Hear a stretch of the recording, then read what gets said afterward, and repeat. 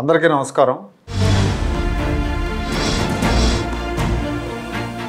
ఉమ్మడి ఆంధ్రప్రదేశ్ రాష్ట్రంలో హైదరాబాద్ నగరం ఒక మెట్రో నగరంగా దేశంలో ఉన్న 4-5 మెట్రో నగరాల్లో ఒక నగరంగా డెవలప్ అయింది.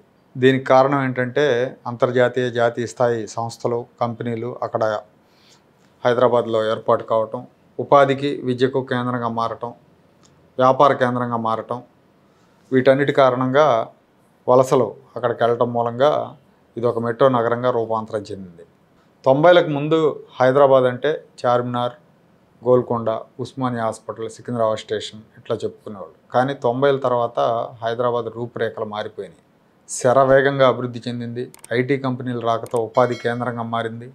తెలుగు వాళ్లే కాకుండా ఇతర రాష్ట్రాల నుంచి కూడా ప్రజలు హైదరాబాద్కు వలసలు వచ్చారు. చంద్రబాబు నాయుడు గారు సీఎంగా ఉన్నప్పుడు అంతర్జాతీయంగా హైదరాబాద్ను ప్రమోట్ చేశారు. హైటెక్ సిటీ నిర్మాణం, ఐఎస్బి, మైక్రోసాఫ్ట్ కంపెనీల రాకతో హైదరాబాద్ నెక్స్ట్ లెవెల్కి వెళ్ళిపోయింది. ఎంతగా అంటే హైదరాబాద్ ఆదాయం మీదే ఉమ్మడి రాష్ట్రం డిపెండ్ అయ్యే పరిస్థితి. జనాభా కూడా దాదాపు 1 కోటికి చేరింది.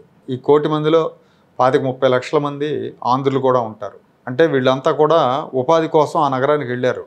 ఈ నగరం తెలుగు వాళ్ళకే కాకుండా ఇతర రాష్ట్రాలకు చెందిన ఎంతోమందికి ఉపాధినిచ్చింది. అయితే విభజన తర్వాత ఆదాయం మొత్తం తెలంగాణకి వెళ్ళిపోయింది. ఏపీకి ఒక పెద్ద నగరం లేకుండా పోయింది. ఉన్నంతలో విశాఖపట్నం ఒక మోస్తరు నగరం. చంద్రబాబు నాయుడు గారు 2014లో గెలిచినప్పుడు విశాఖపట్నాన్ని ఫైనాన్షియల్ క్యాపిటల్గా డెవలప్ చేయాలని ఆలోచించారు. అలాగే ఐటీ కేంద్రంగా తీర్చిదిద్దాలని కూడా ఆయన భావించారు. దానికి తగ్గట్టే కొన్ని ఐటీ కంపెనీలని ఏర్పాటు చేశారు. కొన్ని వచ్చినాయి, చిన్న కంపెనీలు వచ్చినాయి. తర్వాత అదానీ డేటా సెంటర్ ఏర్పాటు చేయడానికి ఒప్పందాలు కూడా కుదుర్చుకున్నారు. జగన్మోహన్ రెడ్డి గారు ముఖ్యమంత్రి అయిన తర్వాత కంపెనీలన్నీ వెళ్ళిపోయినాయి. ఇప్పుడు మళ్ళీ గెలిచిన తర్వాత విశాఖ అభివృద్ధికి శరవేగంగా బాటలు వేస్తున్నారు. హైదరాబాద్లో హైటెక్ సిటీ తరహాలో విశాఖపట్నంలో డేటా సిటీ ఏర్పాటు చేయాలని చంద్రబాబు నాయుడు గారు నిర్ణయించారు. సో ఒక 500 ఎకరాల్లో ఈ డేటా సిటీని నిర్మించబోతున్నారు. ఇక్కడ డేటా సెంటర్లు, ఆర్టిఫిషియల్ ఇంటెలిజెన్స్ హబ్లు, ఐటీ కంపెనీలకు స్థలాలు అలకేట్ చేస్తారు. విశాఖ అంటే డేటా సిటీ గుర్తొచ్చేలా డెవలప్ చేయాలనే యోచనలో చంద్రబాబు నాయుడు గారు ఉన్నారు. ఇటీవల కాలంలో ఐటీ కంపెనీలు కూడా చాలా కంపెనీలు, పెద్ద కంపెనీలు టైర్ 2 నగరాల వైపు చూస్తున్నాయి. టైర్ 2 నగరాల్లో అంటే పెద్ద నగరాల్లో ఉన్న సమస్యలు, ట్రాఫిక్, వాటర్, వరదలు ఇలాంటివన్నీ కూడా ఉన్నాయి కాబట్టి టైర్ 2 నగరాలకి విస్తరించాలని ప్లాన్ చేస్తున్నాయి. ఇలాంటి సమయంలో చంద్రబాబు నాయుడు గారు ముఖ్యమంత్రి కావడంతో చాలా కంపెనీలు విశాఖపట్నం వైపు చూస్తున్నాయి. ఇప్పటికే టీసీఎస్ వాళ్ళు ఒప్పందం కుదుర్చుకున్నారు. 90 రోజుల్లో వాళ్ళు క్యాంపస్ను స్టార్ట్ చేయబోతున్నారు. 10,000 మందికి ఉద్యోగాలు ఇవ్వబోతున్నారు. వీళ్ళు శాశ్వత క్యాంపస్ కార్యాలయాలు ఏర్పాటు చేసుకోవడానికి 30 ఎకరాలు కేటాయించింది రాష్ట్ర ప్రభుత్వం టీసీఎస్కి.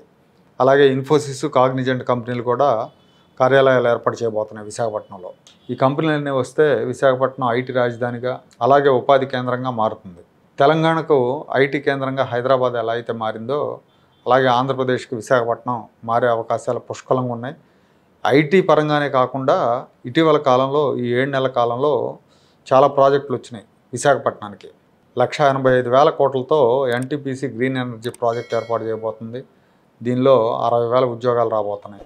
అలాగే విశాఖపట్నం సమీపంలో అనకాపల్లిలో ఆర్సెలార్ మిట్టల్ వాళ్ళు స్టీల్ ప్లాంట్ ఏర్పాటు చేయబోతున్నారు 1,50,000 కోట్లతో. ఇక్కడ ఒక 60,000 ఉద్యోగాలు రాబోతున్నాయి. ఇప్పుడు ఆల్రెడీ స్టీల్ ప్లాంట్ని రివైవల్ చేస్తూ దానికి 11,000 కోట్లు కేంద్ర ప్రభుత్వం మంజూరు చేసింది. కాబట్టి ఆ స్టీల్ ప్లాంటు, ఈ స్టీల్ ప్లాంటు, అలాగే మెడ్టెక్ జోను, రైల్వే జోను, వీటన్నిటి వల్ల విశాఖపట్నం దేశంలో టైర్ 2 నగరాలన్నిటికంటే కూడా శరవేగంగా అభివృద్ధి చెందే అవకాశాలు ఉన్నాయి.